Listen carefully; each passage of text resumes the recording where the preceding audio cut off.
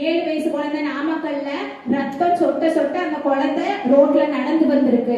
அந்த குழந்தையோட நிலைமையெல்லாம் நினைச்சு பாருங்க. இதெல்லாம் தமிழ்நாட்டுல ஒரு பெண்ணா பிறந்து குழந்தைய பெற்றெடுத்த ஒரு தாய்கள் பார்க்கக்கூடிய சம்பவமா இதெல்லாம். இதுல நீங்க வெள்ளும் தமிழ் பெண்கள்னு ஒரு ப்ரோக்ராம் வேற நடத்துனீங்க.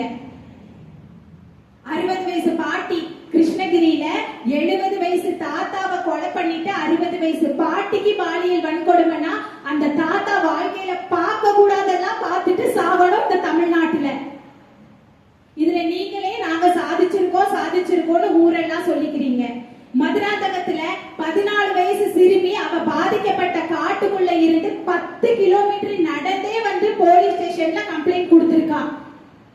அந்த விஷயங்கள் எல்லாம் ஒரு டைம் மீடியால போடுவீங்க, அப்புறம் அந்த குற்றவாளி என்ன ஏதானா அவனுக்கு என்ன தண்டனை கொடுத்தீங்க? எதுவுமே கிடையாது.